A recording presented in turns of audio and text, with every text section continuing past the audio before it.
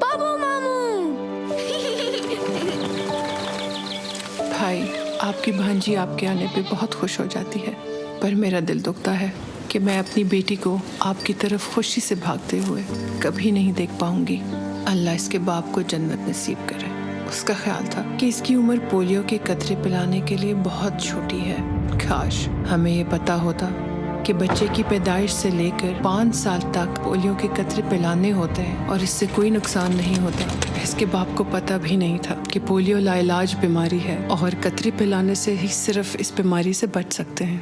हम अब माजी को नहीं बदल सकते, लेकिन हम मुस्तकबिल बेहतर कर सकते हैं। अगर हम सब मिलकर एक दूसरे को पोलियो के बारे में आगाह करें, तो हम सब के बच्चे इस माजूरी से हमेशा के लिए महफूज रहें। अपने बच्चों से प्यार निभाएं, उनका कल महफूज बनाएं, उन्हें पोलियो के कतरे पिलाएं और बाकी हिफाजती टीके भी वक्त पर लगवाएं। बिस्मिल्लाहिर्रहमानिर्रहीम, अस्सलामु अलैकुम and good morning. Welcome to morning at PTV national माया। वहाँ जी मेज़बान सबा अली। 28 अक्टूबर खां पोलियो मुहिम स्टार्ट थी आहे ऐं इहा ॾाढी ज़रूरी आहे। इहो टॉपिक खे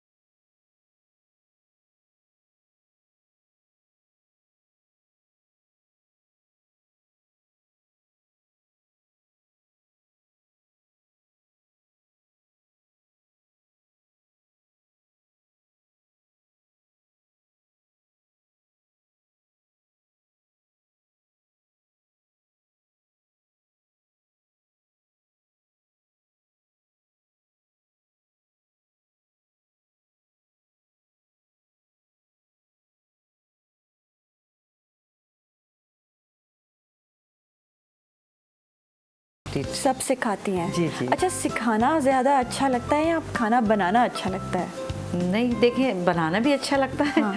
और ज़ाहिर जब सिखाएंगे तो बनाएंगे भी। और आप इतने अरसे से ये काम कर रही हैं। जी जी। तो जब सोशल मीडिया नहीं था तब भी आप इस काम में हैं। जी तो जी। क्या चेंजेस देख रही हैं अब सोशल मीडिया जब आ गया है? क्योंकि काफ़ी लोग जो हैं अब यूट्यूब पे और वीडियोस देखकर ही खाने बना लेते हैं। मैं देखती हूँ खुद, इवन मैं पर्सनली भी समटाइम्स ये करती हूँ। जब मुझे कोई डिफ़िकल्टी हो रही होती है किचन में तो मैं यूट्यूब की वीडियो खोल लेती हूँ।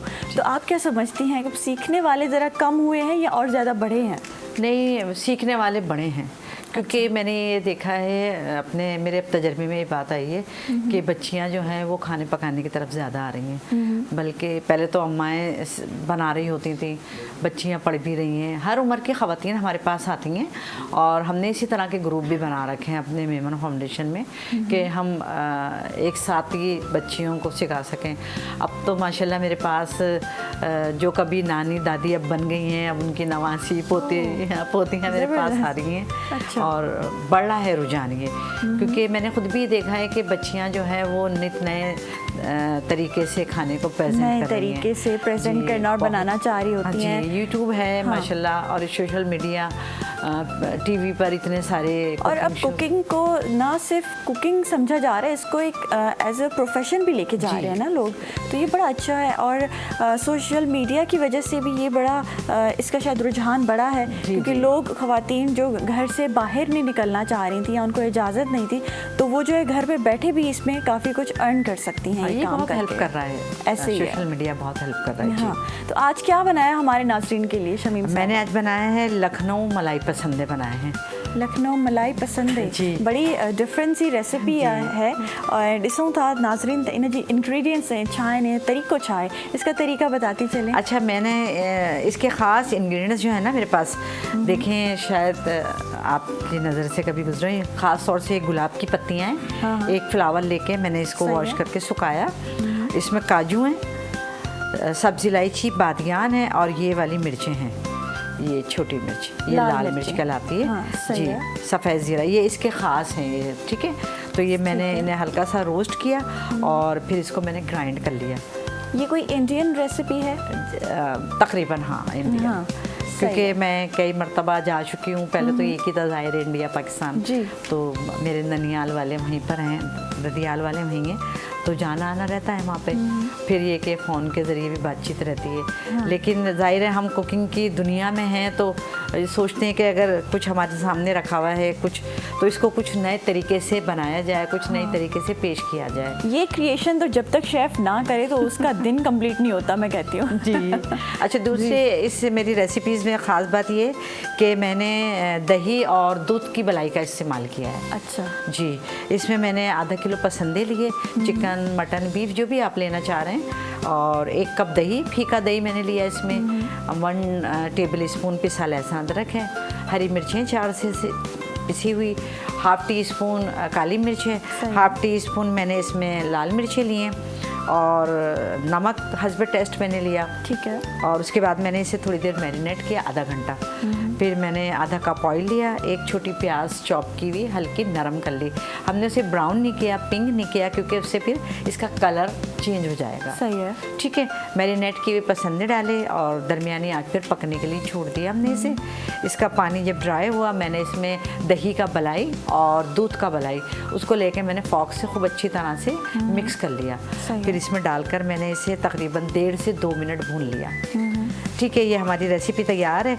मैंने इसे गार्निश किया हरा धनिया, अदरक, हरी मिर्च के साथ, और पराठों के साथ आप इसकी सर्विंग करेंगे, मॉर्निंग का मज़ा लेंगे अपने दिन। मॉर्निंग में भी खा सकते हैं, नाश्ते में और लंच में भी और डिनर में भी। जी ऐसे जी, ही है? बिल्कुल बिल्कुल। ठीक आप है। बच्चों को लंच बॉक्स में भी दे सकते हैं, इतनी ज़्यादा इससे मिर्चें नहीं हैं। दूसरे हेल्दी फूड भी है ये, और अगर आप इसे ज़्यादा हेल्दी नहीं बनाना चाह रहे तो फिर भलाई कम कर दें इसमें।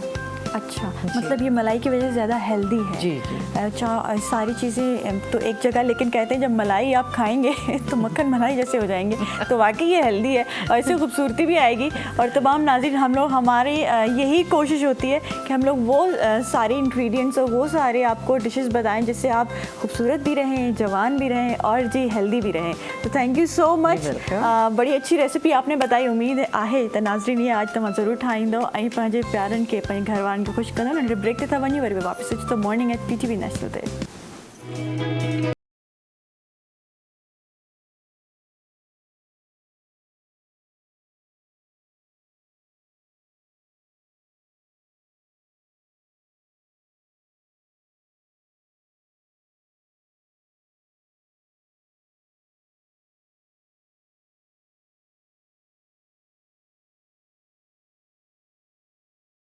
बैक नाज़रीन, ऐं पोलियो जे हवाले सां ॻाल्हाईंदासीं, छो जो ॾाढो ज़रूरी आहे अवां ताईं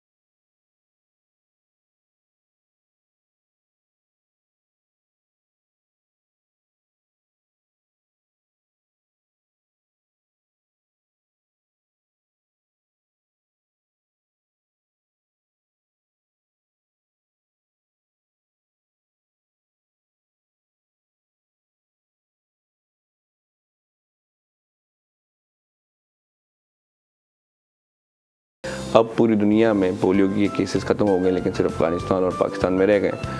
और पाकिस्तान में पोलियो की जो पहली मुहिम शुरू हुई थी वो 1994 में हुई थी। उस वक्त पाकिस्तान में तकरीबन 25,000 केसेस हर साल आते थे 94 में। तो उससे ये तो हुआ है कि पोलियो वैक्सीनेशन से ये फ़ायदा तो ज़रूर हुआ है कि केसेस कम हुए, लेकिन इस साल जैसे आप देख सकते हैं कि आज ही 43rd केस पाकिस्तान में डायग्नोज हो गया पोलियो का। तो पोलियो की वैक्सीनेशन बहुत अहम है। हर किसी को अपने बच्चों को 2 कतरे पिलाने चाहिए पोलियो के, क्योंकि वो पूरी ज़िंदगी मफलूज होने से बच सकता है। अच्छा, पोलियो असल में है क्या और ये कैसे फैलता है? क्या फैलता है या ये पैदाइशी होता है किसी इंसान में? पोलियो बेसिकली पोलियोमाइलाइटिस एक वायरस है। ये गंदे खाने और गंदे पानी, इन्फेक्टेड पानी या इन्फेक्टेड खाने से फैलता है। जैसे किसी बच्चे को अगर पोलियो का मर्ज लग गया है तो ये सिम्टम्स आने के 2 हफ्ते पहले और 2 हफ्ते बाद तक वो जो भी अपने बेसिकली गंद पानी पिएगा और कोई इन्फेक्टेड पानी वो पी लेता है या वो इन्फेक्टेड खाना कोई और खा लेता है, तो इस तरह पोलियो फैलता है। और पोलियो के मर्ज़ की जो सबसे ख़तरनाक चीज़ है कि वो आपके जो पट्टे हैं उनको कमज़ोर बना देता है। अब हमने जो एक टिपिकल इमेज देखी है पोलियो की कि लोगों के पाँव महफूज हो जाते हैं, लेकिन हमें ये याद रखना चाहिए कि जो हमारे दिल है वो भी एक पट्टा है, जो हमारे सांस लेने के मसल्स हैं वो भी एक पट्टे हैं। तो पोलियो उन पर भी असर कर सकता है। अच्छा, मतलब किसी भी ऑर्गन पे असर कर सकता है। जी। ज़रूरी नहीं है कि वो आपको फिज़िकली हैंडीकैप करे, लेकिन दिमाग पे भी जा सकता है, दिल पे भी, या फिर किसी भी ऑर्गन पे। पोलियो की 3-4 तरह की इन्फेक्शंस होते हैं बेसिकली। अगर पोलियो पहले एक तो होता है बिल्कुल माइल्ड, कि अगर किसी को पोलियो लग गया है तो अगर उसकी बॉडी की कुव्वतें मुताफिक स्ट्रॉन्ग है तो उससे फ्लू होगा, सर में दर्द होगा, कम होंगे। अगर पोलियो की दूसरा तरीका ये है कि पोलियो आपके दिमाग में जाके इन्फेक्शन करा देता है। जो तीसरा जो ख़तरनाक तरीन है वो ये है कि वो जो आपके पट्टे मसल्स हैं उनको कमज़ोर कर देता है, चाहे वो आपके पैरों के मसल्स हों या आपके सांस लेने के मसल्स हों या आपके दिल के पट्टे हों।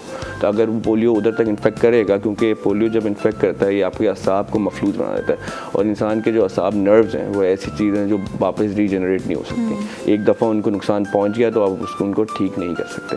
तो ये ज़िंदगी मौत तक की भी बात हो सकती है अगर पोलियो के कतरे ना पिलाए जाए तो। मौत तक भी लाहक हो सकती है। बेशक। अच्छा, आपने कहा कि जहाँ साफ़ पानी नहीं होता, जहाँ खाना साफ़ नहीं होता, वहाँ पोलियो के ज़्यादा चांसेस होते हैं। लेकिन जो लोग बड़ा इस चीज़ का ख्याल रखते हैं, हाइजीन का और हर चीज़ का, वहाँ अगर आप वैक्सीनेशन ना भी कराएं तो ये सही है? नहीं, वैक्सीनेशन ज़रूरी इसलिए है क्योंकि अगर सारे लोग वैक्सीनेटेड होंगे तो उससे ये फ़ायदा होता है। एक मेडिकल टर्म में एक चीज़ होती है हर्ड इम्यूनिटी।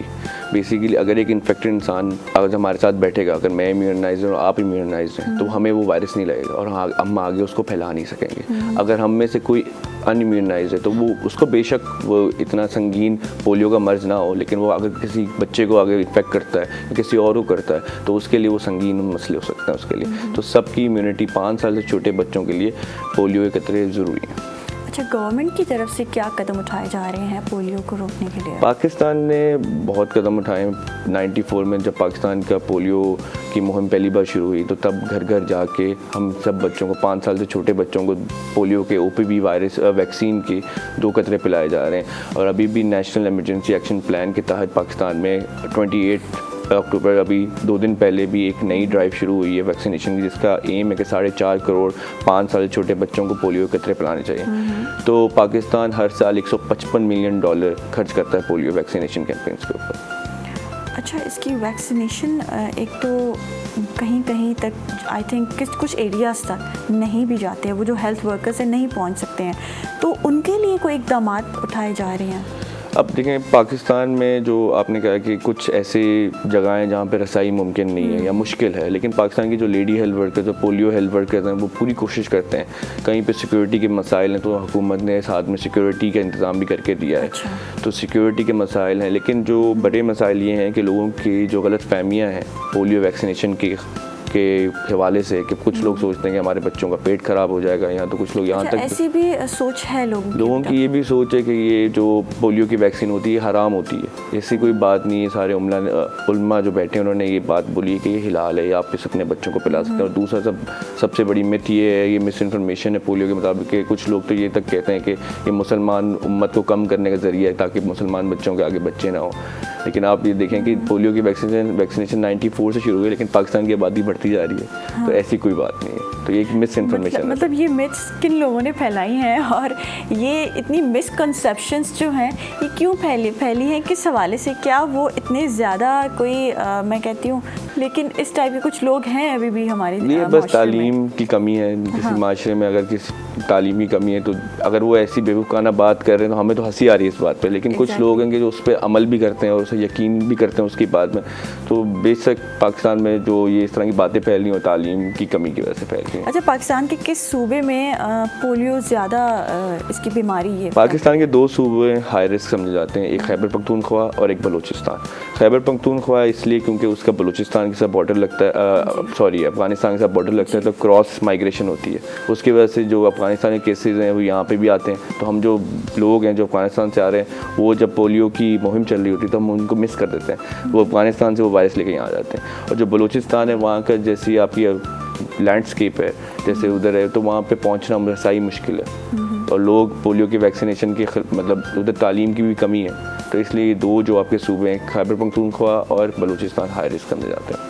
अच्छा, किस एज ग्रुप पे ज़्यादा असरअंदाज होता है पोलियो? ये बेसिकली पोलियो वायरस छोटी उम्र के बच्चों का, 5 साल से कम उम्र के बच्चों का मर्ज़ है और 5 साल के छोटे उम्र के बच्चों पे इसके ज़्यादा जो संगीन सिम्टम्स हैं वो 5 साल के छोटे बच्चों पे आते हैं, जैसे कि जो आपको मैंने बताया फट्टे मफलूज हो जाना, ये छोटे बच्चों पे। लेकिन हमें वैक्सीनेशन जब हम कराते हैं, लेकिन ये ज़्यादा जो इसमें कैटेगरीज है उसमें 1 साल से छोटे बच्चों में भी एक होता है जिसमें आपके दिमाग के अंदर स्वेलिंग हो जाती है, उससे हम कहते हैं मेडिकल टर्म में इंसेफेलाइटिस करा देता है, तो वो भी लाइफ थ्रेटनिंग होता है। लेकिन अगर देखा जाए तो 5 साल के छोटे बच्चों पर ही ज़्यादा संगीन उसका वो असर आता है। अच्छा, ऐसे भी केसेस देखे हैं कि वैक्सीनेशन नहीं हुई हो और वो आज तक मतलब फिट फाट हुए हों, ऐसा कुछ है? देखें, और लेकिन फिर वो बड़ी उम्र में जाके उनको कुछ असरात सामने आए हों। जब बड़ी उम्र की जो अगर आप पोलियो से इन्फेक्टेड हो भी जाएंगे तो उसके इतने सिम्टम्स सीवियर नहीं होते। अच्छा, वो इतने सीवियर नहीं। लेकिन जो फ्रैंकलिन डी रूजवेल्ट थे अमेरिका के 32nd प्रेसिडेंट, उनको भी पोलियो वायरस था। तो जब तब वैक्सीनेशन का अमल नहीं होता था तो वो भी इससे क्या बोलते हैं उनको भी पोलियो इन्फेक्ट किया था।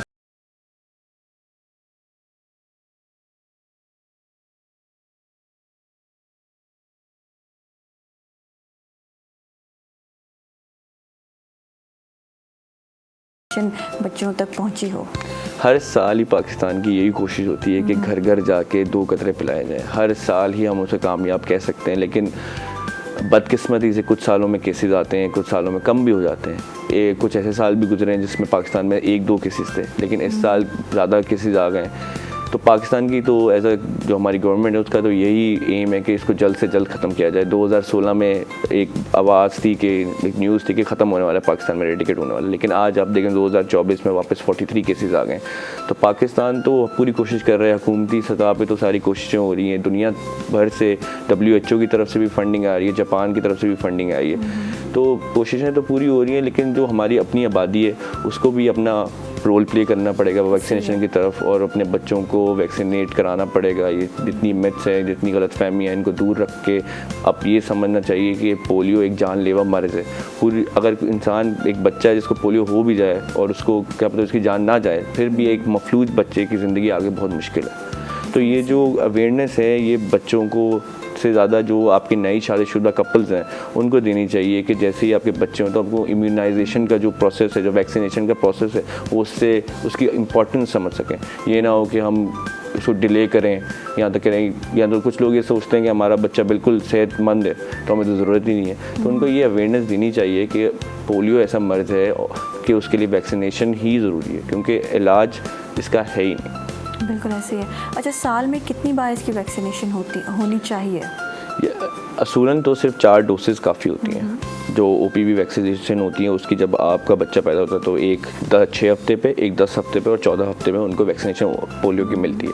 लेकिन इसको बार बार आप देखते हैं कि हर सालाना कैंपेन्स होती हैं पाकिस्तान में पोलियो में। वो इसलिए होता है जो आपका कुव्वत मुदाफ़त होता है उसके अंदर जो एक्टिव इम्यूनिटी होती है, जैसे अगर कोई बंदे को पोलियो वायरस उसकी जिस्म में आएगा तो उससे लड़ने की जो ताकत है वो और मज़ीद बेहतर बनाने के लिए हम सालाना बच्चों को, छोटे बच्चों को, 5 साल से छोटे बच्चों को 2 कतरे पिलाते हैं कि वो बिल्कुल जब जैसे ही वो they get infected by polio तो उनका जो बॉडी का इम्यून रिएक्शन है वो अच्छा हो और फ़ौरन हो, और जो बाकी एक बच्चा अगर इम्यूनाइज्ड है तो बाकी बच्चों को भी वो इस पोलियो के ख़तरे से बचा सकता है, क्योंकि अगर उसको खुद इन्फेक्शन नहीं होगा तो वो आगे नहीं फैलाएगा। तो वो हर्ड इम्यूनिटी बनती है। मतलब 5 साल तक बच्चे को पिलाना ज़रूरी जी, है। ज़रूरी है। अगर वो शुरू में वो जो बिल्कुल न्यूबॉर्न को वैक्सीनेशन लगती है, उसके अलावा भी कि हर साल, क्योंकि अब जो वाइल्ड टाइप पोलियो वायरस है, नए स्ट्रेन सीरो टाइप्स आते हैं पोलियो के, तो जो OPV वैक्सीन है वो हर साल बेहतर से बेहतर बनाई जाती है। अच्छा। तो जितने नए उसके सीरो टाइप्स आ रहे हैं उससे भी वो उनको हिफाजत रखेगी, जो माइल्ड सिम्टम्स हैं वो भी नहीं आएंगे। और जब आप अपनी बेसिकली हमने देखा है कि कुछ वैक्सीनेशन के बूस्टर्स लगते हैं, बेशक आपकी बॉडी के अंदर वो इम्यून रिएक्शन हो गया, आपके पास है, आपकी कुव्वत मुदाफ़त के पास इतनी ताकत है कि वो लड़ सकता है, लेकिन उसे और स्ट्रॉन्ग बनाने के लिए हर साल बूस्टर्स लग रही है, जो OPV वायरस के वैक्सीनेशन के 2 खतरे पिलाए जाते हैं। सही है। अच्छा, पोलियो के साथ साथ और कौन सी वैक्सीनेशंस हैं जो 5 साल तक 6 साल तक इन छोटे बच्चों में लगाई जाती हैं और वो ज़रूरी भी हैं? जी, हमारा जो एक वैक्सीनेशन इम्यूनाइजेशन आपने देखा वो कार्ड होता है बच्चों में, उसमें डिप्थीरिया होता है, पर्टूसिस होते हैं, मर्प्स की वैक्सीनेशन होती है, इन्फ्लुएंजा की वैक्सीनेशन होती है, हेपेटाइटिस की वैक्सीनेशन होती है। तो ये जो सारी वैक्सीनेशन ज़रूरी हैं, और हर लेकिन पोलियो पाकिस्तान में इसलिए भी हम इसमें ज़्यादा बात इसलिए आज कर रहे हैं क्योंकि पोलियो ऐसा मर्ज़ है जिसको हम ख़त्म कर सकते हैं वैक्सीनेशन से। पूरी दुनिया ने ख़त्म करके दिखाया है पोलियो। अब सिर्फ 2 ममालिक रह गए हैं, अफगानिस्तान और पाकिस्तान। तो हम इसको, अगर आज साल 43 है तो अगले साल इंशाल्लाह अगर हम सारे वैक्सीनेट कराते हैं अपने बच्चों को तो इंशाल्लाह अगले साल ही ख़त्म हो सकता है। बिल्कुल ऐसे ही। तो इसलिए अवेयरनेस के लिए ज़रूरी है, और इसके लिए इलाज से ज़्यादा एहतियात ज़्यादा है कि आप अपनी प्रिवेंशन कराएं। मेरे मरहूम दादा कहते थे मलिक मोहम्मद याकूब के, एक इंसान के लिए बेहतरीन इलाज और बेहतरीन दवा यही है कि उसको ये सिखाया जाए कि दवा और इलाज से दूर कैसे रहना है। बिल्कुल ऐसे ही है। अच्छा, आजकल जो ये चिकनगुनिया और ये डेंगू बहुत फैला हुआ है सारे पाकिस्तान में, और इसके काफ़ी केसेस भी सामने आ रहे हैं, तो इसके हवाले से बताएं कैसे बचा जाए और इसकी कोई वैक्सीनेशन है? देखिए, चिकनगुनिया और डेंगू की कोई वैक्सीनेशन नहीं है, और चिकनगुनिया और डेंगू बेसिकली एक वायरल मच्छरों से फैलने वाली बीमारी है। चिकनगुनिया और डेंगू में लोग फ़र्क ये समझ लें कि आपके जो जॉइंट्स हैं, ये वाले जो हाथ के जॉइंट्स हैं, इनमें जॉइंट्स में शदीद दर्द होता है, और चिकनगुनिया का जो मर्ज़ है वो डेंगू से थोड़ा लंबा चलता है। तो इसमें यह फ़र्क है, लेकिन इन दोनों की जो दवा है, जो इनकी ट्रीटमेंट है वो सेम है, क्योंकि हम दोनों के लिए सिम्टोमेटिक ट्रीटमेंट देते हैं।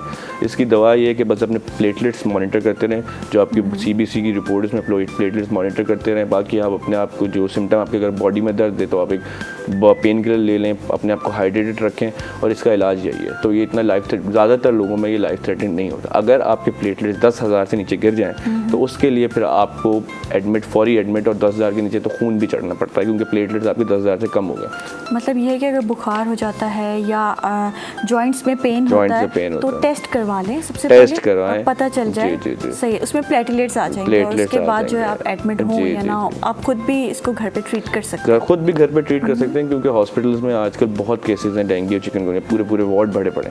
तो इसमें जो आपने एक और बात की थी कि इससे हिफाजत कैसे की जाए, मच्छरों से बचना ही इसके लिए, इसको प्रिवेंट करने का तरीका है कि मच्छरों से बचें।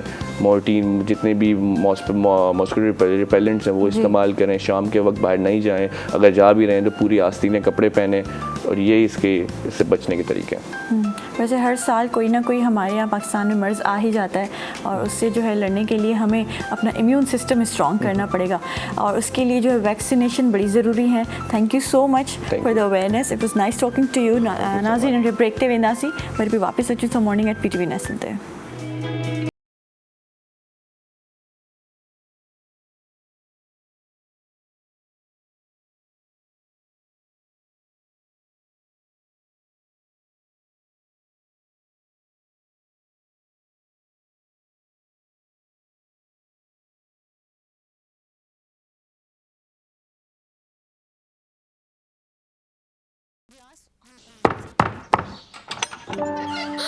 बाबू मामू। भाई, आपकी भांजी आपके आने पे बहुत खुश हो जाती है, पर मेरा दिल दुखता है कि मैं अपनी बेटी को आपकी तरफ खुशी से भागते हुए कभी नहीं देख पाऊंगी। अल्लाह इसके बाप को जन्नत नसीब करे। उसका ख्याल था कि इसकी उम्र पोलियो के कतरे पिलाने के लिए बहुत छोटी है।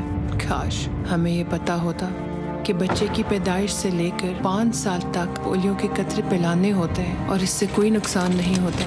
इसके बाप को पता भी नहीं था कि पोलियो लाइलाज बीमारी है और कतरे पिलाने से ही सिर्फ इस बीमारी से बच सकते हैं। हम अब माजी को नहीं बदल सकते, लेकिन हम मुस्तकबिल बेहतर कर सकते हैं। अगर हम सब मिलकर एक दूसरे को पोलियो के बारे में आगाह करें तो हम सब के बच्चे इस माजूरी से हमेशा के लिए महफूज रहें। अपने बच्चों से प्यार निभाएं, उनका कल महफूज बनाएं, उन्हें पोलियो के कतरे पिलाएं और बाकी हिफाजती टीके भी वक्त पर लगवाएं।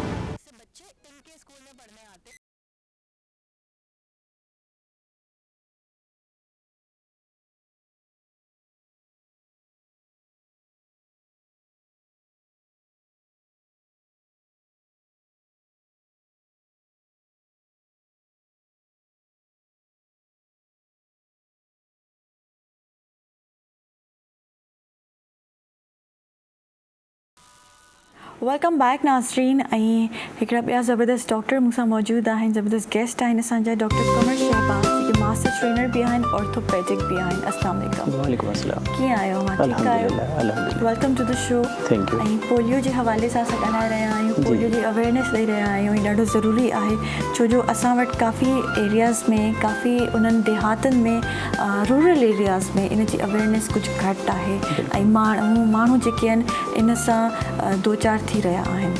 सो केतिरो ज़रूरी आहे इन जी अवेयरनेस ॾियणु? सभिनि खां पहिरियों त इहो ॿुधायो। तमामु ज़रूरी आहे मैडम, छो त अवेयरनेस ई जेको इंसान खे ग्रोथ कराईंदो आहे। जेकॾहिं इंसान जे अंदरि अवेयरनेस हूंदी त इंसान सभु कुझु करे सघे थो। ॻोठनि में जेको सो ग्राउंड ते वेही करे, माना झाड़ियुनि में वेही करे बड़े हिसाब सां वॉशरूम यूज़ कंदा आहिनि, उन वजह सां तमामु घणो असांखे ॻोठनि में जेको सो केसिस मिलंदा आहिनि। वजूहात सां इहा पोलियो ऐं ॿिया इन्फेक्शन्स, ॿियूं बीमारियूं फैलजनि थियूं? जी बिल्कुलु बिल्कुलु।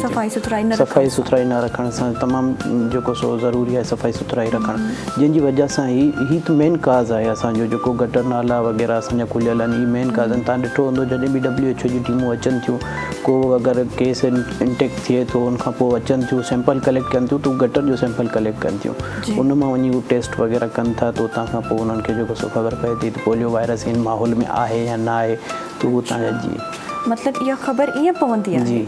त स्टूल जेको आहे, अगरि को केस अहिड़ो थी थो वञे, जे मिसाल जे तौर ते को ॿारु इन्फेक्टेड थियो आहे पोलियो वायरस मां, त उन जो स्टूल खणी वेंदा आहिनि। उहो स्टूल खणी पोइ इस्लामाबाद में उन टेस्ट वग़ैरह थींदियूं आहिनि। उन टेस्ट वग़ैरह करण खां पोइ जेको सो उन शइ मां डायग्नोस थींदो आहे इन शइ जी। मतिलबु इन जे टेस्ट जो हिकिड़ो लंबो प्रोसीजर आहे। सही आहे। अच्छा, पोलियो जिथे जिथे नथो पुॼी सघे ऐं जिन ॿारनि ताईं नथो पुॼी सघे पर उन्हनि में अवेयरनेस आहे, त छा उहे पाण वञी करे hospital time two time in ji vaccination पाण कराए सघनि था ऐं अवेलेबल हूंदी आहे हॉस्पिटल? जी बिल्कुलु अवेलेबल हूंदी आहे, वॾे वॾे हॉस्पिटल्स में अवेलेबल हूंदी आहे। वॾा माण्हू अक्सर जेके आहिनि, जीअं अगरि कराची जो बि एग्ज़ाम्पल असां वठूं, तॾहिं बि जेके क्लिफ्टन ऐं ॿिए एरियाज़ जा जेके वॾा माण्हू आहिनि, उहे तक़रीबन वॾी हॉस्पिटल्स में वञी ई पोलियो जो कतरा ॿारनि खे पीआरींदा आहिनि। त उन्हनि माण्हुनि खे जे लाइ ॿुधायो जेके पाण वञी करे बि कहिड़े टाइम में वञी सघनि था ऐं केतिरे टाइम जे गैप सां पंहिंजे ॿारनि खे वठी वञी सघनि था? उहो तक़रीबन जेके न्यू बेबी बॉर्न्स हूंदा आहिनि उन्हनि खे त लाज़मी हूंदो आहे एनी हाउ। बाक़ी उनखां पोइ असांजा हॉस्पिटल में अवेलेबल कोन हूंदी आहे। EPI जो सेंटर हूंदो आहे, हर रूरल सेंटर गवर्नमेंट जे सेंटर में जेको सो EPI जो हिकिड़ो अलॻि इदारो हूंदो आहे EPI जो, उते उन्हनि वटि अवेलेबल हूंदी आहे। उहे EPI जो डोज़ बि ॾींदा आहिनि जेको पैदाइशी टुको जंहिंखे पाण चवंदा आहियूं। उनखां पोइ उनजा जेके ॿिया कार्ड वग़ैरह बि ठहंदा आहिनि ऐं उन्हनि खे पोलियो बि ॾिनो वेंदो आहे उते। सही आहे। ऐं उनखां पोइ जॾहिं ॿार वॾा थी वञनि था, मतिलबु 5 सालनि खां हेठि वारी उमिरि जे बारे में ॻाल्हायां थी मां, त उन्हनि खे केतिरे टाइम में ॾियणु घुरिजे? उन्हनि जो हिकिड़ो शेड्यूल हूंदो आहे जेको EPI सेंटर ॾिठो हूंदो आहे, जेको 4 महीना 6 महीना 8 महीना 14 महीना। उनखां पोइ उनमें 2 चीज़ूं हूंदियूं आहिनि, हिकिड़ो IPV डोज़ हूंदो आहे, ॿियो OPV डोज़ हूंदो आहे। इनएक्टिवेटेड पोलियो वैक्सीन हूंदी आहे, ॿियो ओरल पोलियो वैक्सीन हूंदी आहे। इहे ॿई ॾियण ॿारनि खे तमामु ज़रूरी आहिनि, छो त जॾहिं बि पोलियो वायरस असांजे अगरि मुआशरे में अची थो वञे, अगरि इन केस ॾिसो तव्हां ॾिठो हूंदो त 15 ॾींहं पहिरीं पोलियो ख़तमु थियो आहे हिकिड़े एरिया में, त WHO वरी 15 ॾींहंनि खां पोइ वरी बि इंटेक्ट करे थी, वरी दुबारा मुहिम हलाए थी। उहो इन करे हलाए थी जॾहिं केस निकितो आहे, एरिया मां केस निकितो आहे, मिसाल कहिड़े बि एरिया में केस निकिरी थो अचे, त उनखां पोइ उन एरिया में दुबारा वैक्सीनेशन थींदी आहे, ताकी उहो केस, छो त स्टूल पास करण जे टाइम ते जेको बि जंहिं बि पेशेंट खे या ॿारड़े खे थी थो वञे या पैरालाइज़ थी थो वञे या उनखे पोलियो थी थो वञे, त वॉशरूम जे ज़रिए उन जा जेके वायरस हूंदा आहिनि उहे तमामु घणा फैलिजंदा आहिनि। उहे मिलियंस में मतिलबु ट्रिलियंस में जेको सो फैलिजंदा आहिनि उहे। अच्छा जी, मतिलबु इहो ॾाढो ख़तरनाक आहे। ऐं इन जी जेका बेसिक इंफॉर्मेशन तव्हां ॾेई रहिया आहियो न, त इहो कहिड़े ज़रिए फैलिजे थो, त इहो त वाकई ॾाढो ख़तरनाक ॾाढो आहे। ख़तरनाक आहे। तॾहिं त असांजे पाकिस्तान में मुंहिंजे ॾिसो ख़्याल न सां जंहिं ॿार खे थिए थो, अलाह माफ़ करे, त उनजे घर वारा बि इन्फेक्टेड थी सघनि था, छो त उनमें नंढड़ा ॿारड़ा ॿिया बि हूंदा, उन्हनि खे बि इन्फेक्ट करे सघे थो। इन करे उनखे पहिरीं यकदमि सां जेको सो ॾिठो हूंदो तव्हां त हर हॉस्पिटल ते, नंढी वॾी क्लिनिक्स ते बि जेको सो ASP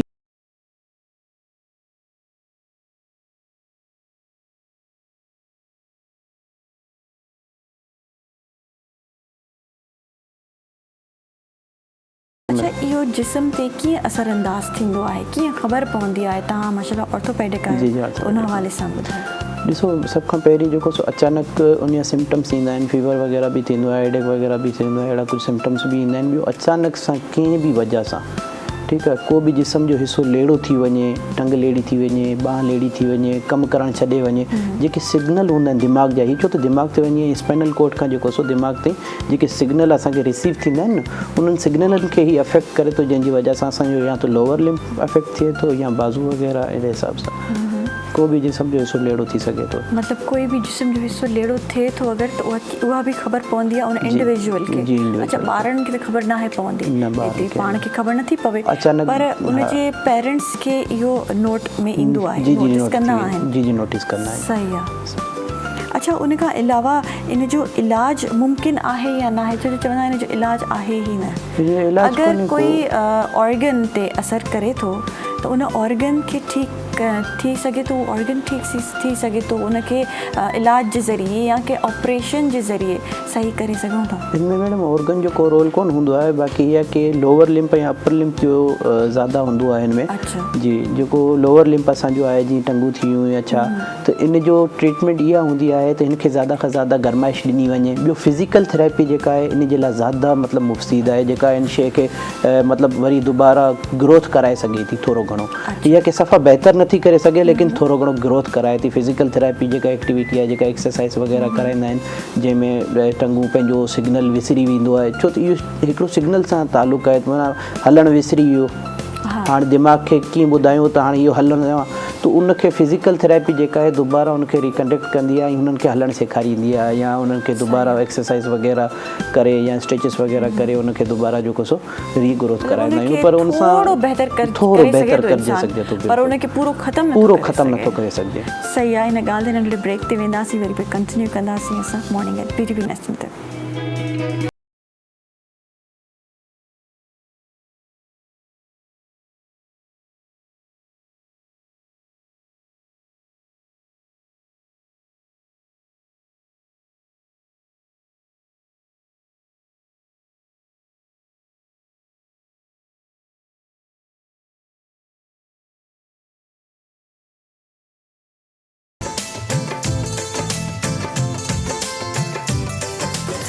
असां खणी पिया अचूं पंहिंजे इलाक़ाई ज़बानुनि जे गुलनि सां सजियल ख़ूबसूरत गुलदस्तो, जंहिंमें कंदासीं मुख़्तलिफ़ महिमाननि सां दिलचस्प कचहरी। गॾोगॾु शामिल हूंदी रूह खे तस्कीन पहुचाईंदड़ ख़ूबसूरत इलाक़ाई मौसीक़ी। गुले चारुका इदामा परशमाकारा कौमी लफ्जांकानी गुलानी यक ग्रंथ चे कि आदराहे रंग शुमे दिला वती कना शुमर सरकना आयनी जिंदे बारया जोदो आसराती मालूमात। ਅਸੀਂ ਲੈ ਕੇ ਆਏ ਹਾਂ ਇਲਾਕਾਈ ਜ਼ੁਬਾਨਾਂ ਦੇ ਨਾਲ ਸਜਿਆ ਹੋਇਆ ਫੁੱਲਾਂ ਦਾ ਇੱਕ ਗੁਲਦਸਤਾ, ਜਿਹਦੇ ਵਿੱਚ ਸ਼ਾਮਿਲ ਹੋਣਗੇ ਉਹ तमाम ਰੰਗ ਜਿਹੜੇ ਤੁਹਾਡੇ ਦਿਲਾਂ ਨੂੰ ਭਾਣਗੇ, ਜਿੱਥੇ ਹੋਣਗੇ ਮਹਿਮਾਨ ਮੁxtਲਿਫ ਜ਼ਿੰਦਗੀ ਦੇ ਸ਼ੋਬਿਆਂ ਨਾਲ ਤਾਲੁਕ ਰੱਖਣ ਵਾਲੀਆਂ ਅਹਿਮ ਸ਼ਖਸੀਅਤ। ਇਹਦੇ ਨਾਲ ਹੀ ਸ਼ਾਮਿਲ ਹੋਏਗੀ ਇਲਾਕਾਈ ਮੌਸੀਕੀ। ਤੁਸੀਂ ਵੀ ਇੱਕ ਖੂਬਸੂਰਤ ਸਫ਼ਰ ਵਿੱਚ ਸਾਡੇ ਨਾਲ ਸ਼ਾਮਿਲ ਹੋ ਸਕਦੇ ਹੋ ਲਾਈਵ कॉल्स ਦੇ ਜ਼ਰੀਏ। मुंग तासुल पार जरूर लगी आयु अखबार इलाकाई जबो गोलानो न सजिया यो गुलदस्ता कम के में शामिल हुई हगा टोला रंग कम जो तासुल बड़ा खुशवी कम के मुंग बकाऊ मुख्तलिफ मेलमनों सरा खबर है और तासु तो बदर काऊ दी हवा जवन मालूमात। पाकिस्तान टाइम्स सिर्फ PTV नेशनल पर।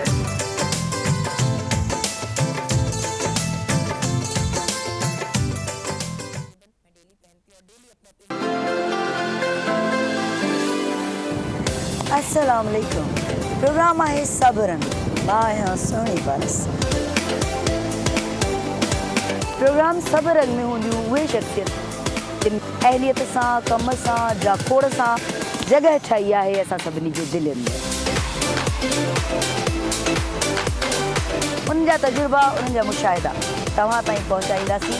उहो ज़मानो अजीब हुयो, उन में ओड़े पाड़े जा ॿार सभिनी जा ॿार हुया। वसे बिट तुंहिंजी भलारा सदा देश परदेश सारा वसन। ॼाणींदासीं उन्हनि खां घणो कुझु पिराईंदासीं। उन वक़्त में सीनियर हुया, उहो सम्झाईंदा बजाए इनजे त तव्हांजे औलाद खे ॿियो केरु दोस्त ठाहे उनखे ग़लति राह ते लॻाए छॾे, तव्हां पंहिंजे औलाद खे जे पाण क़रीब रहो। मां जेको सभिनी खां वधीक हिते पीटीवी ते जेको प्ले इंजॉय कयो अदर देन मारबी उहो हुयो आईनो। दवा खां कीअं बचंदो, एहतियात कयो। ऐं हा, सिधी रीत में शामिल थी सघो था कॉल्स करे।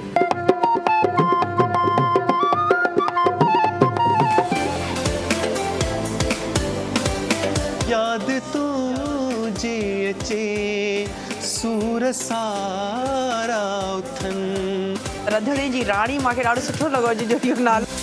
त पोइ ॾिसण न विसारींदा। हर ख़मीस जे ॾियारे ते शाम जो 4 खां 6 वॻे ताईं पाण हूंदासीं गॾु ओनली ऑन पीटीवी नेशनल।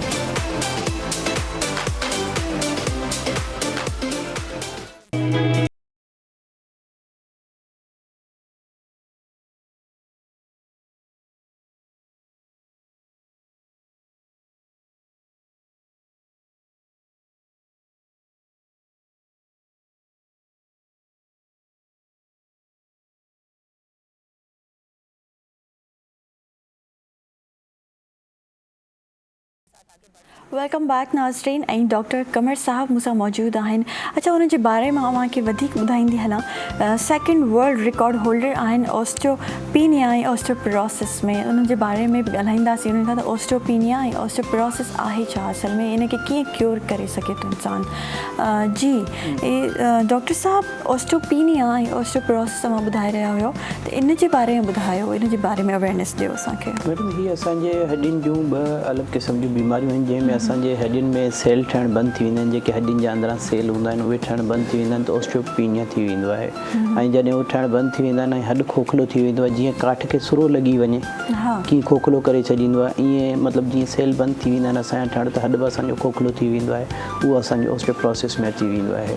त इहे तमामु घणी ख़तरनाक बीमारी आहे जंहिंजी सम्झो त काफ़ी मतिलबु रिस्क आहिनि या रिस्क फैक्टर तमामु घणा आहिनि। जीअं त असां अगरि सिंधी में चऊं त छिक अचण जी सूरत में, निछ अचण जी सूरत में बि हॾी टुटी सघे थी। अच्छा, एतिरी कमज़ोर थी वेंदी आहे। अच्छा, इन जे थियण जा वजूहात छा आहिनि? इहे थींदो कीअं ऑस्टियोपीनिया ऑस्टियोपोरोसिस? इहो असांजा जेके गैर ज़रूरी जेके असांजा खाधा आहिनि ऐं उनखां अलावा जेके असां विटामिन्स जेके अॻे जे ज़माने माण्हू ॾिसो जा असांजा 80 साल जा बि असां जेके नौजवाननि खां तमामु सम्झो त नौजवान बीठा हूंदा आहिनि, उहे वजूहात इहे आहिनि त हुननि जा खाधा सुठा हुआ, असांजा प्योर खाधा हुआ। उहे जीअं असां शुरू में ॻाल्हायो त मखण मलायूं हुयूं उन्हनि वटि प्योर खीर हुया, प्योर उन्हनि वटि जेके मीट हुया। असां वटि हर शइ में हिते हाणे त ॾिसो न, कंहिं बि शइ जी असां गारंटी नथा ॾियूं त कहिड़ी शइ सुठी थी सघे थी। असांजा अॼुकल्ह जा नौजवान हर माण्हू जेको आहे खाधे पीते जा बिल्कुलु, छो त उन में असां विटामिन्स नथा वठूं। उहे हाणे अॼुकल्ह जे असांजे नौजवाननि खे सब्ज़ी कोन थी वणे, जंहिंजी वजह सां उन में तमामु घणा विटामिन्स आहिनि। उहे कुझु माण्हू सिर्फ़ु सब्ज़ी था खाइनि, उन्हनि खे वरी चिकन मटन उहो नथो वणे। चिकन बि त ॾिसो न, चिकन असां वटि हाणे फार्मी आहे, फीडिंग ते तयारु पियो थिए, महीने जे अंदरि कुकड़ हेॾो सारो 5 किले जो तयारु थियो वञे, 2 किले जो 1.5 किले जो, त उहे शयूं मतिलबु फीडिंग ते तयारु बि थियनि। असांजी ज़मीननि ते बि असां अगरि ॾिसूं त हाणे हाइब्रिड हले पियो, रुगो हाइब्रिड बीज हले थो, त उहे शयूं मतिलबु जेके अॻे जे ज़माने में ग्रोथ कंदियूं हुयूं, जेके असांजे मतिलबु बॉडी खे इम्यून सिस्टम खे मतिलबु ज़बरदस्त रखंदियूं, हाणे उहे शयूं असां वटि न आहिनि। पोइ हाणे डॉक्टर साहब इहो ॿुधायो त इन्हनि बीमारियुनि खां बचण लाइ छा खाइजे? ॾिसो सप्लीमेंट्स ते माण्हू ज़िंदा रही सघे थो? ॾिसो असां वटि इहा की तमामु घणो हींअर जेको सो हेल्दी डाइट जेका आहे असांजी तमामु घणी आहे, छो त हिकु त टाइम टेबल जो बि वॾो इशू आहे असां वटि। असां राति जी मानी 12 खां पोइ खाईंदा आहियूं या 12 बजे खाईंदा आहियूं, ॿिपरनि जी मानी असां 5 बजे खाईंदा आहियूं, सुबुह जो नाश्तो असां 1 बजे कंदा आहियूं, त इहा बि डिस्टर्बेंस आहे तमामु घणी। त इन वजह सां बि काफ़ी चीज़ूं अहिड़ियूं आहिनि जेके असांखे मतिलबु ग्रोथ नथियूं करणु ॾियनि, जेके जंहिं टाइम ते जंहिं शइ खे कमु करिणो आहे उन शइ ते उहा शइ असांखे मिले कोन थी प्रॉपर, जंहिंजी वजह सां असांखे ॿियूं बीमारियूं बि लॻनि थियूं। असांजी बॉडी जो जेको मैकेनिज़म आहे उहो सॼो ख़राबु थी थो वञे असांजी रूटीन जे करे। करे खाधो पीतो तो चलो असांखे उहो प्योर नथो मिले मिलावट आहे हर शइ आहे पर असांजो बि काफ़ी निगलेजेंस आहे काफ़ी चीज़ूं असांजी मेन चीज़ ॾिठो न अगरि जेकॾहिं सिर्फ़ु हॾियुनि जी ऐं असांजे जिस्म जी ब्रूस जी बात कई वञे त माना असां छो एतिरा हेल्दी आहियूं हेल्दी रखणु असांखे पंहिंजे हथ में आहे एक्सरसाइज़िस करणु सुबुह जो सवेरे उथणु अहिड़ी हेल्दी डाइट खाइण सां असांजी हेल्दी बॉडी रखंदी हर भेरो उनखे केरु अफेक्ट नथो करे सघे छो हर चीज़ असांखे जॾहिं टाइम ते मिलंदी ऐं असांखे टाइम ते असांजी बॉडी कंज़्यूम कंदी त हर शइ असांजी बहितर थी वेंदी आहे। अच्छा रूटीन खां अलावा अहिड़ियूं कहिड़ियूं शयूं आहिनि जेके असां इन बोन्स खे अगरि वीक थियण खां बचाए सघूं था? ॾिसो असां वटि काफ़ी चीज़ूं जीअं विटामिन D3 आहे असांजो ठीकु आहे उनखां पोइ कैल्शियम आहे कैल्शियम असांजो हालांकि सब्जियुनि में बि मौजूदु आहे असांजो मिल्क थी वियो खीर थी वियो असां वटि हाणे खीर पीअणु पसंदि कोन था कनि माण्हू चांहि हुजे त ज़्यादा भलो आहे त चांहि जे पोयां हर को वञे थो ऐं लस्सी हुजे त ज़्यादा भलो आहे लस्सी कोन था पियूं असीं दही हुजे ऐं अहिड़ी काफ़ी चीज़ूं आहिनि ॾिसो न असां हेल्दी डाइट हूंदी त काफ़ी बहितर रहंदो हेल्दी डाइट असांजो सभु कुझु आहे हाणे असांजो नौजवान अॼुकल्ह भॼे थो ब्रोस्ट हुजे बर्गर हुजे ऐं जंक फूड हुजे बारबेक्यू हुजे काफ़ी अहिड़ी चीज़ूं आहिनि जेके असांखे निगलेक्ट कनि थियूं ॾिसो तव्हां ॿाहिरि मुल्क खे अगरि नज़रसानी करे ॾिठो त ॿाहिरि मुल्क में न मसालो थो हले न ॻाढ़ी मिर्च थी हले न लूणु थो हले न खंडु थी हले तमामु माइनर ऐं असां वटि तमामु घणो खंड जी फैक्ट्रियूं असांजूं लूणु असां वटि हर चीज़ूं अहिड़ियूं ॾिसो जेतिरी शयूं असां वटि जेजू आहिनि उहे असां वटि जेजू इस्तेमालु थियनि शुगर जी वधीक कंज़प्शन असांजी बॉडी खे असांजे बोन्स खे वीक करे थी बोन्स खे वीक करे थी बिल्कुलु अच्छा जीअं ॾिसो न डायबिटिक पेशेंट हूंदा आहिनि डायबिटिक पेशेंट्स खे कहिड़ा कहिड़ा मसइला ईंदा आहिनि डायबिटिक पेशेंट्स खे इहे ई मसइला ईंदा आहिनि त जेको सो उन्हनि जी नज़र ते बि असरु करे थो छो त हिकिड़ो ग्लूकोस ई आहे जेको वधंदो थो वञे इंसुलिन ठाहिणु बंदि थी वञे ठीकु आहे त उन वजह सां असांजो किडनी ते बि असरु थिए थो हार्ट ते बि असरु थिए थो आइस ते बि असरु थिए थो इन्हनि काफ़ी चीज़नि ते असरु थिए थो अच्छा शुगर जी मेडिसिन इस्तेमालु करण सां हॾियुनि खे बुरबुरो बि थिए थो ईअं बि आहे जी काफ़ी शुगर जी मेडिसिन्स अहिड़ियूं आहिनि जेके शुगर खे कंट्रोल कंदियूं आहिनि पर इहा की ज़ाहिरी ॻाल्हि आहे जेके ड्रग्स आहिनि केमिकल्स आहिनि त उहो बॉडी खे अफेक्ट कुझु न कुझु साइड इफेक्ट्स हूंदा आहिनि त उन जा साइड इफेक्ट्स वञी हॾियुनि ते पवंदा आहिनि त हर चीज़ ते पवंदा आहिनि साइड इफेक्ट ईअं त न आहे त सिर्फ़ु हॾियुनि ते हुजनि साइड इफेक्ट हर चीज़ ते जीअं किडनी ते असांखे ज़्यादा अफेक्ट कनि था जीअं मेडिसन आहे गट्स स्टमक जेको आहे असांजो मैदो आहे उन ते काफ़ी असरु कंदा आहिनि त असांजे अॼुकल्ह ॾिसो नौजवान काफ़ी तव्हां ॾिसो त मैदे जा बि काफ़ी मरीज़ असां वटि इलाही आहिनि छो त असां वटि जेको सो मिर्च मसालो तमामु घणो हले थो मैदे जो बि पर जेके हॾियुनि जा इशूज़ हूंदा हुया हॾियुनि जा मसइला हूंदा हुया बोन्स वीक थींदियूं हुयूं त उहे 70-80 खां पोइ थींदियूं जी बिल्कुलु पर हाणे नंढड़ा ॿार बि चवंदा आहिनि त मूंखे गोॾनि में सूरु आहे मूंखे ॿाह में सूरु आहे हथ में सूरु आहे मां हे हथु मूव नथो करे सघां मां पेर मूव नथो करे मूंखां घणो घुमिजे नथो भॼिजे नथो त इन्हनि सभिनि शयुनि जी वजूहात असांजी डाइट आहे असांजी ख़राबु डाइट आहे अच्छा पाण खे हेल्दी रखणु केतिरो ज़रूरी आहे ऐं बोन्स खे स्ट्रॉन्ग रखण में असांजी कहिड़ी फूड वधीक हेल्प थो करे फूड असांखे ॾिसो त पहिरीं त इहा की एग वग़ैरह थी वियो मिल्क थी वियो प्रोटीन्स वग़ैरह असांजी थी वियो वेजिटेबल्स मतिलबु ब्रेकफास्ट तव्हां पंहिंजो इलाही सुठो कयो ब्रेकफास्ट ॾिसो इहो त असांखे अॻे ई चवंदा था अचनि त नाश्तो जेको आहे उहो बादशाहनि वांगुरु करियो त उहो तमामु घणो ज़रूरी आहे असांजे लाइ उनखां पोइ मीट थी वियो साफ़ु सुथिरो उहो असांखे लाइ ज़रूरी आहे ईअं न त फार्मी कुकर असांजे लाइ सुठा आहिनि पर हीअ की असांजे लाइ मीट जेको असांजो गोश्त आहे उहो तमामु असांजे लाइ ज़रूरी आहे ऐं जेके एग वग़ैरह खीर वग़ैरह कुझु सुठियूं सब्जियूं कैरेट वग़ैरह ऐं पंहिंजो काफ़ी चीज़ूं आहिनि गोभी वग़ैरह सभु असांजे लाइ सुठियूं आहिनि फ्रूट्स बि असांजे लाइ तमामु ज़रूरी आहे अच्छा सुठी डाइट सां उहे मर्ज़ जीअं पोलियो थी वियो पोलियो जे बारे में असां काफ़ी ॻाल्हायो आहे त उन्हनि खे बि क्योर करे सघे थो माण्हू बिल्कुलु ॾिसो न हेल्दी डाइट हूंदी त पोलियो जो जेको तव्हां ज़िक्र कयो आहे पोलियो पहिरीं अटैक ई माउथ ऐं नोज़ में करे थो हथां खां अंदरि एंटर थिए थो पोइ असांजे पेट में अचे थो इंटेस्टाइन्स जेके लार्ज इंटेस्टाइन्स स्मॉल इंटेस्टाइन आहे जेको असांजे पेट जो एरिया आहे इनखे डिस्टर्ब करे थो जेकॾहिं असांजो इम्यून सिस्टम मज़बूत हूंदो त उनखे एक्टिवेट कोन करणु ॾींदो असांजा जेके वाइट ब्लड सेल्स जेके असांजे अंदरि हूंदा आहिनि उहे उन सां फाइट कंदा उनखे ख़तमु करे सघनि था जेकॾहिं असांजो इम्यून सिस्टम भलो हूंदो अगरि इम्यून सिस्टम वीक हूंदो त उहो उन ते असरु करे वेंदा सही आहे। अच्छा, तव्हां पाण बि मास्टर ट्रेनर बि आहियो ऐं इन्हनि तमामु जेके इन्फेक्शन्स आहिनि, मर्ज़ आहिनि, उन्हनि जे बारे में अवेयरनेस सॼे पाकिस्तान में ॾेई रहिया आहियो, त किथे किथे वेंदा आहियो, किथे किथे कैंप्स कंदा आहियो तव्हां?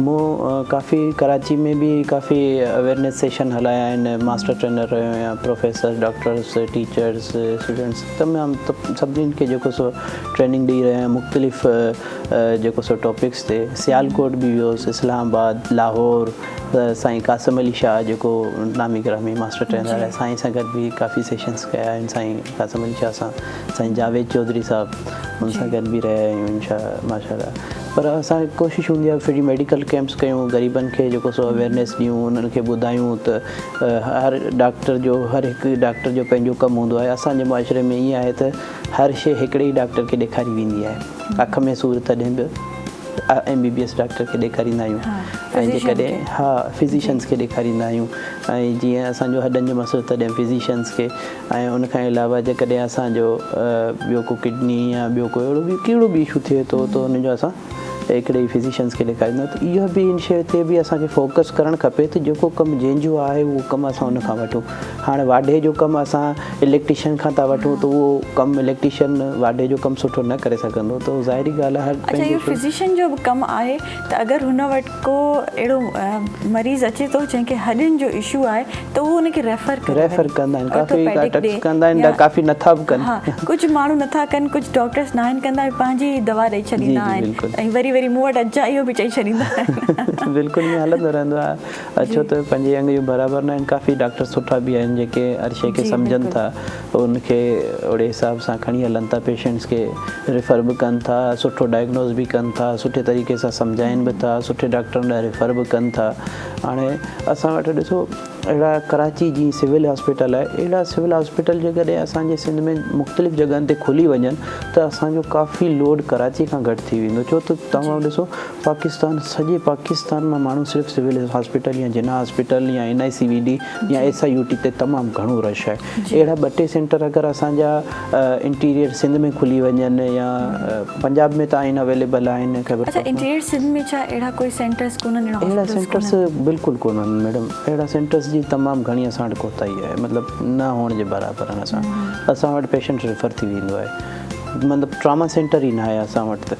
मतिलबु सम्झो पेशेंट को अची वियो अहिड़ो ख़ासि जंहिंजी मतिलबु ट्रीटमेंट असांखे इनिशियली करणी आहे, एनी हाउ हिते ई करणी आहे, त उहा शइ न थी सघंदी ऐं उहो या त पेशेंट या त पोइ रस्ते में एक्सपायर थी वेंदो आहे, ऐं अगरि पुॼी वञे त पोइ उते रश जी वजह सां कुझु न कुझु इशूज़ थींदा आहिनि। सो ॾाढो ज़रूरी आहे त तव्हां जहिड़ा डॉक्टर्स जेके उते कैंप्स लॻाइनि था, वधि में वधि इन शइ जी बि अवेयरनेस ॾियनि ऐं गवर्नमेंट लेवल ते बि वञी करे इन शइ खे अवेयर कनि, उन्हनि माण्हुनि ताईं इहा ॻाल्हि पुॼाइनि ताकी असांजे तमामु जेके देहाती इलाइक़ा आहिनि उते बि इहे हॉस्पिटल्स खुलनि। बिल्कुलु बिल्कुलु, इहे ज़रूरी आहिनि, तमामु घणा ज़रूरी आहिनि। असांजे इलाइक़नि में अहिड़ा हॉस्पिटल्स हूंदा त अवेयरनेस हूंदी। छो त आउं तव्हांखे ॿुधाईंदो हलां, आउं फ्री मेडिकल कैंप्स कंदो आहियां, पोइ वञी ॻोठनि में कंदो आहियां। उते माण्हुनि खां असां पुछंदा आहियूं बाबा उमिरि घणी अथई, त उन्हनि खे असांजी ख़बर न आहे त उमिरि घणी आहे असांजी। असांजो उन ॾींहुं हिकु दफ़ा छोकिरो, हिकु नौजवान मूंखां बि वॾो, हुन खां पुछां बाबा तुंहिंजी उमिरि घणी आहे, चए थो हूंदी 6-7 साल।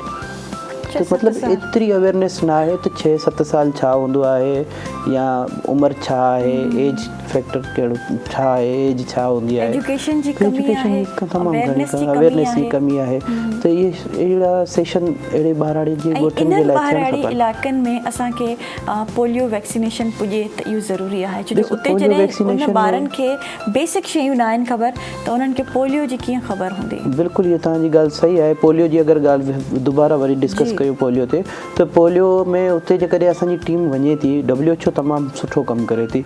पोलियो वाहिद सम्झो कैंपेन आहे जेका पाकिस्तान में वॾे में वॾी ऐं ईमानदारी सां थिए थी, जेका माना ॻोठनि में अहिड़ी जॻहनि ते वञी करे टीमूं उते पोलियो वैक्सीन कंदा आहिनि।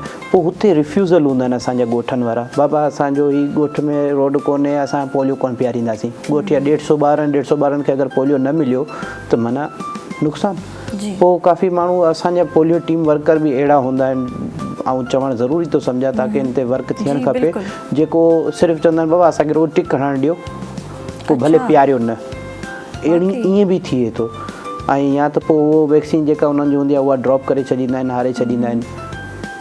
ये ॾाढो ग़लति उहो आहे। ॾाढो ग़लति आहे। इहो बि असांजी टीमूं ईअं बि कनि थियूं त ठीकु आहे हाणे एतिरो पंधु करे आया आहियूं नथा पियारनि ठलो टिक कराए छॾनि त टीम अचे असांजी इज़त रहे, त इहो बि ॾाढो ग़लति आहे। इन शइ ते बि असांजे WHO जी तरफ़ां त एतिरो ज़बरदस्त कमु थी रहियो आहे जो ॻोठ देहातनि ताईं बि वञनि था, पर उते वरी जेको हेल्थ वर्कर आहे उनखे एतिरी अवेयरनेस कोन्हे। उहो वञे त अथो, उहो पंहिंजी सैलरी त खणे थो, पर उहो पंहिंजो कमु पूरो नथो करे अचे या उते ॻोठ जा रिफ्यूज़ल जेके आहिनि हुननि खे उहो नथा मतिलबु अवेयरनेस या अहिड़ी का चीज़ूं नथा सम्झाए सघनि जंहिंजी वजह सां जेको सो डिस्टर्बेंस गैप अचे थो।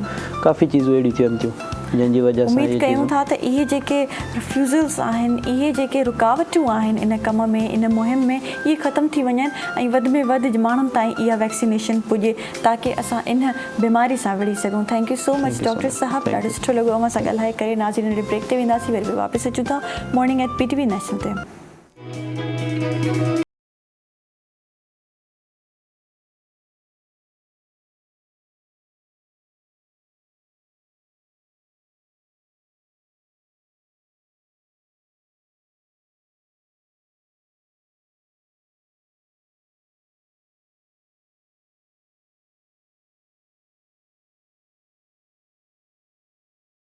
नाज़रीन ऐं ज़बरदस्त गेस्ट मूंसां हींअर मौजूदु आहिनि दारुल सुकून जा मैनेजर आहिनि ऐं दारुल सुकून में उहे जी हिकु PRO बि आहे, उहे ॿई मूंसां मौजूदु आहिनि।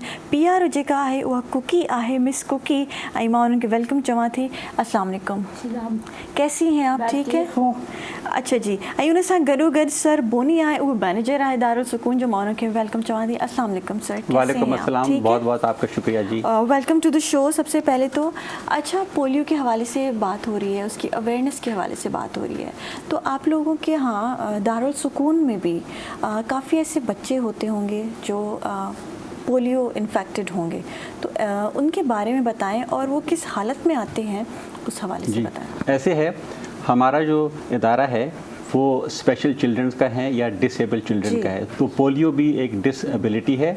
हमारे पास पोलियो के बच्चे भी हैं। वो आमतौर पर आते हैं जब वो बहुत यंग होते हैं, जब वो बचपन में आते हैं।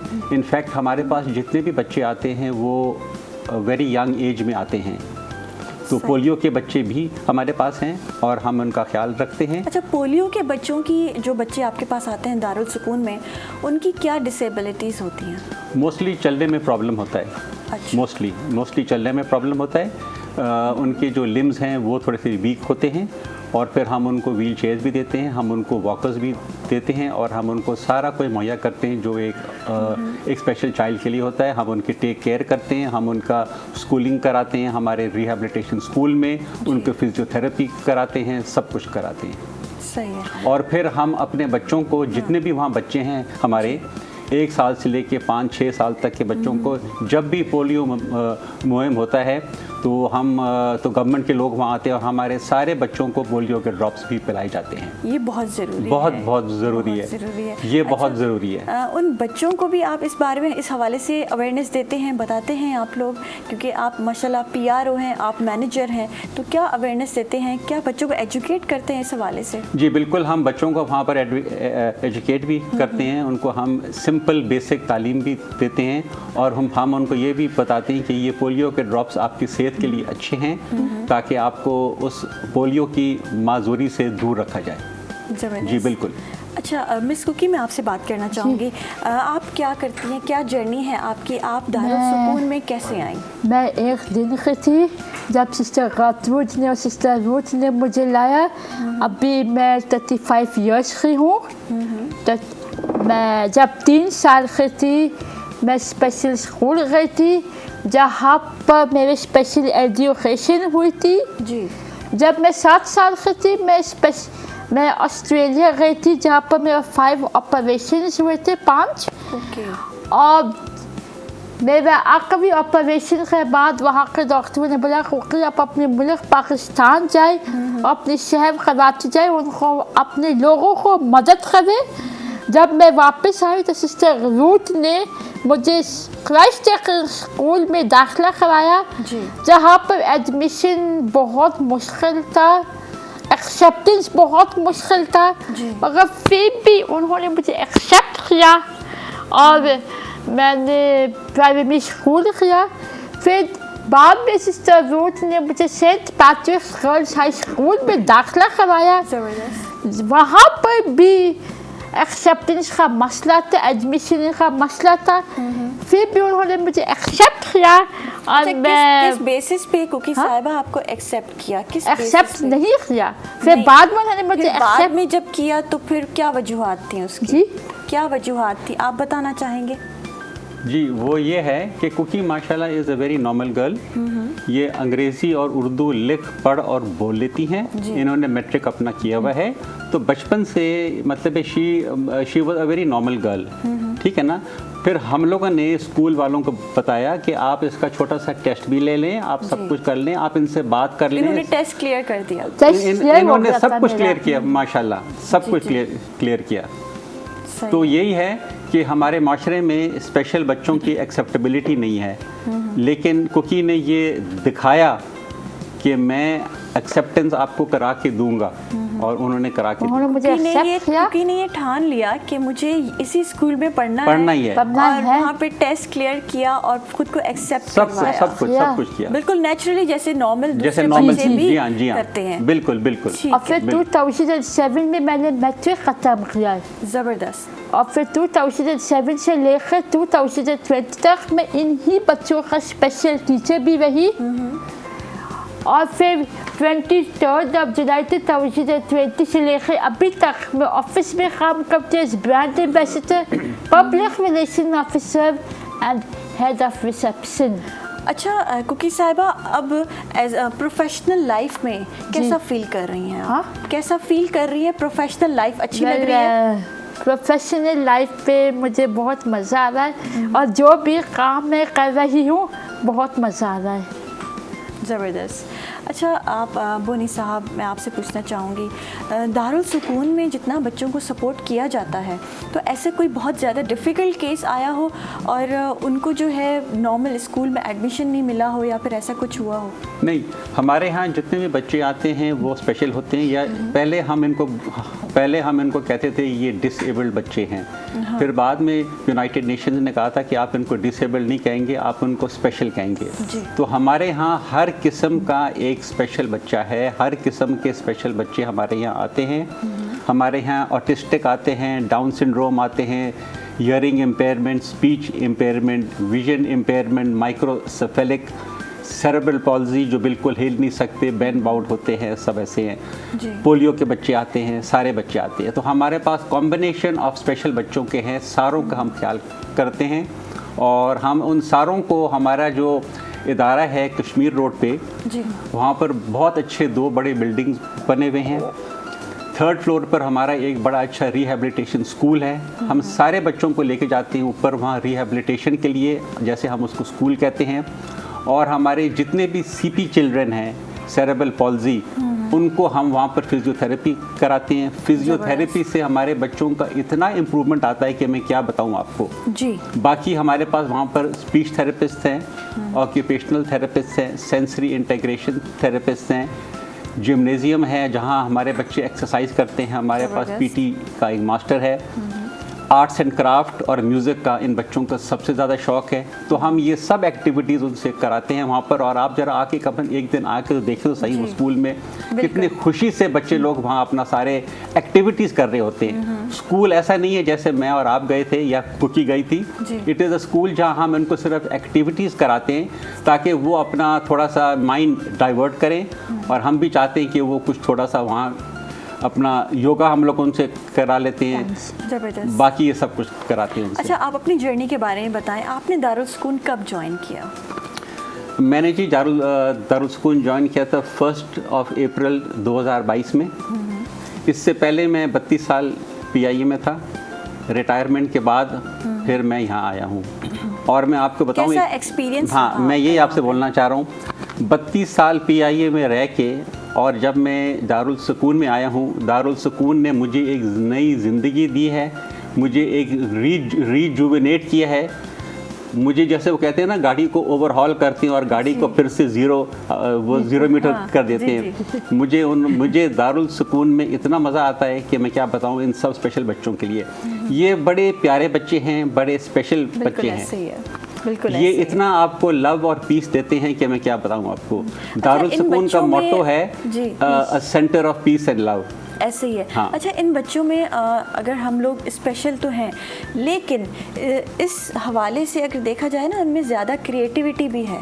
तो ऐसे क्रिएटिव बच्चों में आपने क्या देखा है इन कुछ सालों में? जी क्या बिल्कुल क्रिएटिविटी बिल्कुल देखी बिल्कुल, है? आप सही। आप देखें हमारे स्कूल में वहाँ पर हम उनको अलफ पे ABC 1 2 3 नर्सरी राइम सारे आते हैं उनको। Baa baa, black sheep, twinkle twinkle little star. फिर हमारे बच्चे जो और थोड़े से हुनर में भी तेज़ हैं, हम उनको वेरियस स्कूल में भेजते हैं जहाँ फॉर एग्ज़ाम्पल हमारे बच्चे कैंडल वैक्स मेकिंग में बहुत माशाल्लाह माहिर हैं। छोटे मोटे और चीज़ें भी हैं। जब हमारा वर्ल्ड डिसेबिलिटी डे होता है 2 दिसंबर को, उस दिन हम अपने बनाए हुए चीज़ों को वहाँ पर डिस्प्ले करते हैं और लोग देखते हैं और लोग बड़े खुश होते हैं। बिल्कुल ऐसे है। मैंने खुद इन बच्चों में जो है बहुत क्रिएटिविटी देखी है। जी बिल्कुल। उनका माइंड इतना क्रिएटिव होता है। किसी में जैसे आपने कहा कि वो चीज़ें बनाते हैं डिफरेंट किस्म की, तो वो बड़ी हैरान कुन चीज़ें होती हैं और बड़ी अच्छी अच्छी इनमें जो है, इन बच्चों में ऐसी चीज़ें हैं जिनको आगे लाना चाहिए। और काफ़ी ऐसी प्रोग्राम्स, एग्जीबिशंस होते हैं जिनमें हमें स्पेशल बच्चों को भी आगे लाना चाहिए। Thank you so much Bori साहब, thank you so much Kuki साहिबा, बड़ा अच्छा लगा आप लोगों से बात करके। नाज़रीन, पोलियो जी अवेयरनेस ॼण ॾाढी ज़रूरी हुई। अॼु ॾींहुं छो जो असांजी जेका 28 खां इहा मुहिम हली रही आहे WHO जी तरफ़ां, इन खे वधि में वधि असां फैलायूं त वधीक ज़रूरी आहे। ऐं हर कोने कुर्च ताईं असां इन पोलियो खे पुॼायूं, ॾाढो ज़रूरी आहे। सुभाणे वरी अवां सां मुलाक़ात थींदी नए प्रोग्राम में, नए